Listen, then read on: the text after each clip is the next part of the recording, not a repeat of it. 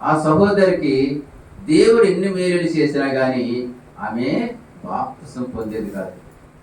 బాప్తిసం మాత్రం పొందడానికి ఇష్టపడేది కాదు.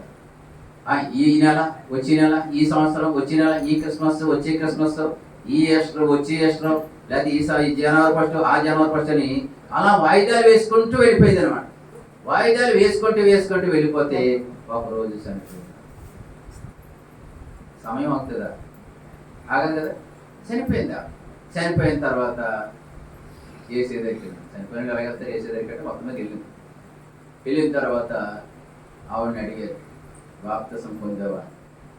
బాప్తిసం పొందితే నేను పరలోకానికి పంపిస్తా, లేకపోతే బాప్తిసం పొందకపోతే నీవు మరి ఇన్ని రోజులు మరి ఇంతకాలం మందిరానికి వెళ్ళావు, వాక్యం విన్నావు, ఎన్నో మేలులు పొందుకున్నావు, నన్ను ఎందుకు బాప్తిసం పొందలేదంటే ఏదేదో చెప్పింది.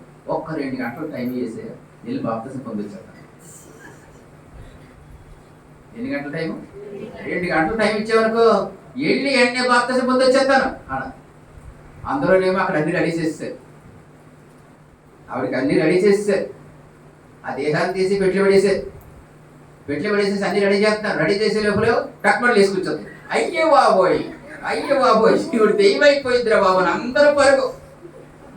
పెట్లో నుంచి బయటకు వచ్చి సంఘ పెద్దల ఇంటికి వెళ్ళిందట. సంఘ పెద్దల ఇంటికి వెళ్ళి ఏమండి నాకు బాప్తిసం పడినట్టుందట.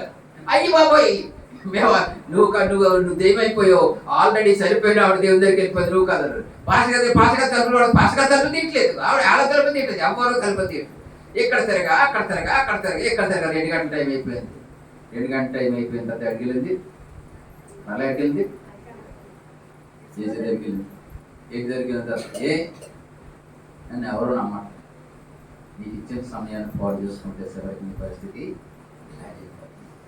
అంటే దేవుడు ఇచ్చినటువంటి సమయాన్ని మనం ఏం చేసుకోకూడదు, పాడు చేసుకోకూడదు. మనందరికీ ఉన్న ఒక నిరీక్షణ ఏంటంటే రక్షించబడితే, రక్షణ పొందితే దేవుని దగ్గర, దేవుని రాజ్యంలో, పరలోకంలో ఉంటాము. అది దేవుని పిల్లల యొక్క నిరీక్షణ.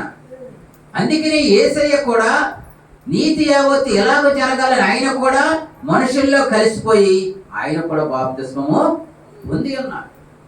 ఆయన పరలోకానికి వెళుతూ కూడా శిష్యులకు కూడా అదే మాట చెప్పాడు, సమస్త జనులను నాకు శిష్యులుగా చేయండి, తండ్రి కుమార పరిశుద్ధాత్మ నామములో బాప్తిస్మము ఇవ్వండి.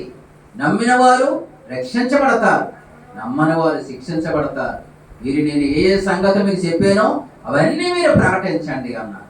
అందుచేత రక్షణ పొందడానికి ఎవరో నిర్లక్ష్యంగా ఉండకూడదు.